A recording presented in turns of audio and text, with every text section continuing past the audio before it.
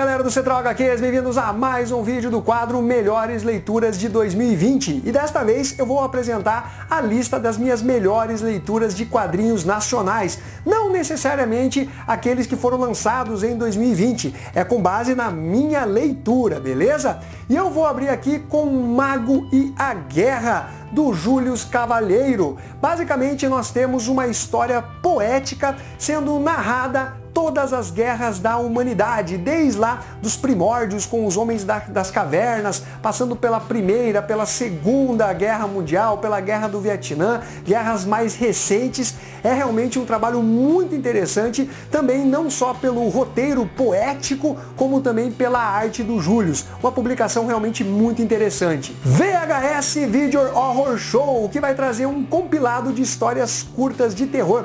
Tem vários artistas que participam dessa publicação e além, obviamente, da qualidade das histórias, dos desenhos, uma coisa que se destaca bastante é o formato, né? O acabamento gráfico da publicação. Ela que saiu como se fosse uma fita de videocassete, inclusive com aquela capinha. E olha que fera, né? Uma arte muito chamativa que lembra aqueles filmes de terror trash, né? Dos anos 70 e dos anos 80. Então realmente é uma publicação que merece estar nessa lista.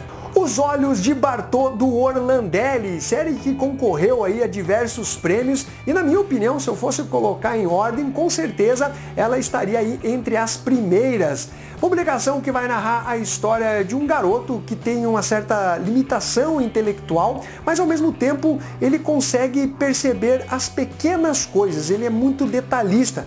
Acontece que ele acaba sendo manipulado por más companhias que inclusive colocam ele aí num caminho um pouco mais ilícito, vamos dizer assim. É uma história realmente muito interessante que mostra uma pessoa de bom coração que acaba sendo manipulada por outras. Tem algumas reviravoltas nessa trama com a arte sempre linda do Orlandelli, uma narrativa também sensacional. Fica a dica dessa publicação, realmente foi um dos melhores quadrinhos nacionais que eu li no ano passado. Savants of Sounds, do Gabriel Arraes com o Abel. Essa publicação tem um trabalho artístico lindíssimo, seja pela arte, seja pelas cores. Realmente é um trabalho assim que se assemelha bastante ao estilo das comics americanas. E basicamente na trama nós temos a ideia de que a música talvez ela tenha uma personificação, ela seja senciente, porém somente algumas pessoas com um dom especial são capazes de ver a música, as notas musicais, a representação que cada uma delas teria no nosso mundo caso elas ganhassem, né, uma aparência física um pouco mais humana. Uma história realmente bem contada, uma trama gostosa de ler e que venham as continuações de Savant of Sounds. Teocrasilha, escrito e desenhado por Denis Mello, publicação que vai narrar a história de um Brasil semidistópico. Nós somos agora governados por um governo teocrático, ou seja, religioso. O Estado e a religião acabam se confundindo. As pessoas, elas não têm mais a liberdade, existe aquele falso moralismo, aquela coisa de apontar os dedos, não faça isso porque é imoral, faça isso porque você vai ser repreendido e coisas nesse sentido. Obviamente você vai ter um levante, pessoas que não estão de acordo com esse tipo de governo. Uma história realmente muito bem escrita e muito bem desenhada. Calafrio e Mestres do Terror, publicações da editora Inkblood Comics. Eu tenho aqui um exemplar dela, né? Basicamente é uma publicação que eu gosto porque traz várias histórias curtas de terror, além de artigos que estão vinculados ao gênero, curiosidades e tal. E é uma revista muito bacana porque além de apresentar grandes monstros dos quadrinhos aí, você tem o Shimamoto, Joey Bené, Lauro Ferreira, entre outros, também abre espaço para desenhistas e artistas novatos. Então é uma publicação que eu gosto de acompanhar, ela me traz uma certa nostalgia, até porque é a retomada de uma publicação que já saía desde a década de 80. Então fica a dica, galera, é um quadrinho nacional que eu coloco em destaque. Destro, publicação de Luciano Cunha com o Borges na arte. Aliás, a arte da publicação tá lindíssima, trabalho artístico de primeira qualidade, tanto as cores como a própria narrativa, aquele clima mais distópico, sombrio. Nessa publicação nós temos a história do João Destro, que vive numa São Paulo governada por um regime comunista. Ou seja, não existe liberdade de expressão, o direito de ir e vir, bem como a população está jogada na miséria. Cabe ao João Destro, junto com um grupo ali de revolucionários, tentar botar abaixo esse regime. Uma publicação realmente muito bacana e que foi uma leitura muito prazerosa no ano de 2020. Fronteiras do Além, publicação da editora Pipoca e Nanquim, trazendo um compilado de histórias de terror do grande mestre Jaime Cortez. É uma publicação que tem um acabamento gráfico assim de excelência, um trabalho que faz jus, né, a quem foi Jaime Cortez. O que eu acho que destaca mais, sem dúvida, é a arte do Jaime Cortez. Em termos de roteiro, é apenas ok, são histórias bem curtinhas, com 3, 4 páginas, então realmente é um deslumbre você vê a arte desse grande mestre brasileiro, que não é brasileiro, mas né, ele construiu toda a sua carreira aqui. Yeshua Absoluto, publicação da editora Devir, material de volume único. Nós temos aí um catatauzão, né? Demandou anos de pesquisa e também de produção desse material, que é escrito e desenhado pelo Laudo Ferreira, com a arte final do Omar Vignoli. Vai retratar a vida do Jesus histórico.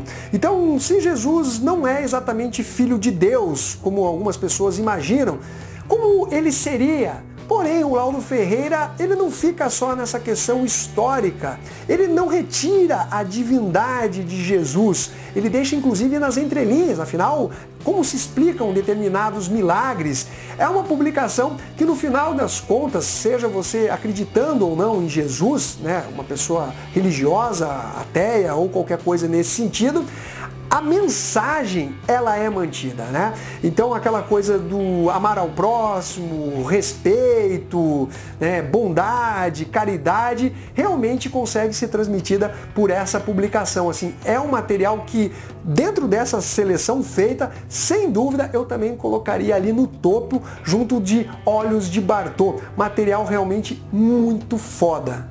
Beco do Rosário, publicação da editora Veneta, material escrito e desenhado por Ana Luísa Coeller. Material que se assemelha bastante a um quadrinho europeu. Você vê a arte e você fala, porra, é um estilo franco-belga. As cores também são muito bonitas nessa publicação, que vai narrar a história de Porto Alegre.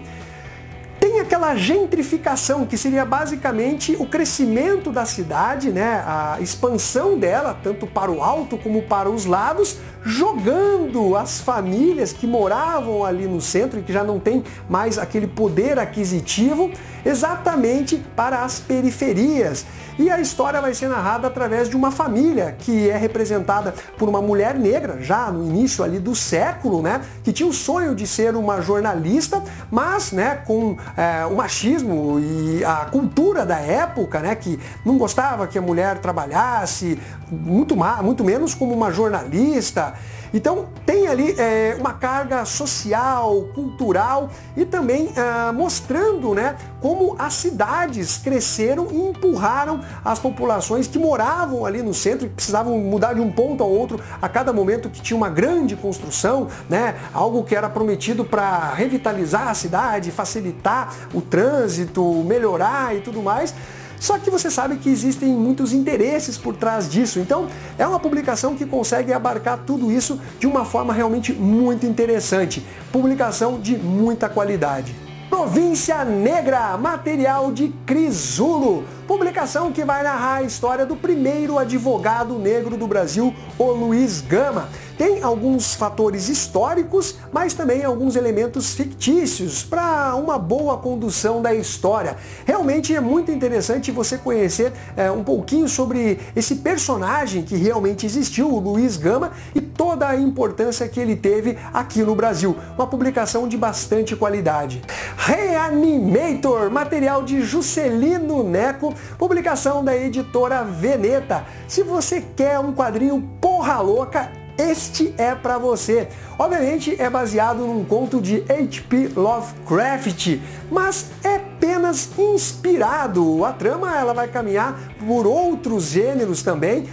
Se você gosta de Breaking Bad, Fome Animal, aquele filme trash, né? Obviamente, se você gostar de H.P. Lovecraft, essa publicação é para você. Tem putaria, tem drogas, tem anarquismo, muitas mortes. É uma publicação muito hardcore e, como eu disse, totalmente porra louca. Trabalho divertidíssimo, mais um do Juscelino Neco. O Regresso de Jaspion, um mangá nacional produzido pela editora JBC. Galera, nós temos nessa publicação uma história que se passa logo após o final da série de TV do Jaspion. E eu gostei bastante do roteiro, a arte está muito legal. E basicamente vai trazer aquele tom nostálgico, de saudosismo, numa trama bem escrita. Tem ali uma ressalva ou outra, mas de forma geral funciona muito bem. Eu torço para a editora JBC produzir outros mangás, trazendo aí séries como Changeman, Jiraiya, Flashman, que particularmente eram as minhas séries preferidas. Então fica a dica dessa publicação da editora JBC, que também tem um acabamento gráfico muito bacana. CWB de José Aguiar, uma viagem fantástica por Curitiba. Galera, sem dúvida, o trabalho artístico dessa publicação foi um dos melhores que eu vi nos últimos anos. Tanto a composição de páginas, as cores, tudo é muito lindo. Olha que trabalho do José Aguiar. Ele que já é um cara renomado, já ganhou alguns prêmios, tem um quadrinho muito bacana chamado A Infância do Brasil, que tem resenha aqui no canal Central HQs, e é uma história que na verdade são duas. Você pode ler tanto no sentido ocidental como no sentido oriental. Galera, conheçam essa publicação porque ela realmente é um trabalho diferenciado. Apagão Fruto Proibido, publicação da editora Draco, material escrito por Rafael Fernandes com a arte do Abel. Mais uma vez ele aqui nessa lista, ele que tem um trabalho de primeira qualidade. Nas cenas de ação ele consegue transmitir todo aquele movimento, aquela tensão. Basicamente, nesta edição de Apagão, já existem outras publicações desse universo criado pelo Rafael Fernandes. Nós temos um grupo que é chamado de As Patinadoras. A cidade de São Paulo está sem luz já há um bom tempo. Formaram-se diversos grupos, inclusive tentando se proteger e sobreviver nessa São Paulo que ficou bem violenta. Uma das amigas acabou sendo sequestrada e cabe às patinadoras resgatar essa amiga, mas tem algumas reviravoltas nessa trama. Um trabalho realmente muito bacana, fica a dica para vocês. Para finalizar as aventuras de Fabrício Bontempo, o Anel Cardinale de Christian Davi e Hernani Consandier. É uma publicação que se inspira bastante em quadrinhos europeus, né? A arte do Hernani, ela tem essa pegada aquarelada, é um trabalho pintado, e o roteiro também, ele é similar, né, a publicações que a gente acompanha lá da Europa. Basicamente, nós somos apresentados ao protagonista, que é o Fabrício Bontempo, ele que carrega uma maldição familiar. Ele não pode dormir na sua própria casa, então ele acaba dormindo nas ruas, nos bancos de praça, leva uma vida como um nômade, um andarilho. Ele tem uma namorada e exatamente esse estilo de vida causa uma certa tensão entre eles.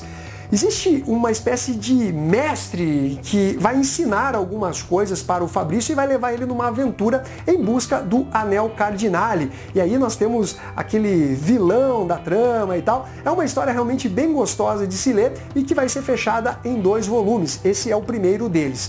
Então é isso daí, galera. Espero que vocês tenham curtido essa minha lista de melhores leituras de 2020. Convido vocês a fazer também a listinha de vocês. Um abraço para todos. E fiquem ligados que nós teremos mais vídeos aqui desse quadro. Um abraço e fui!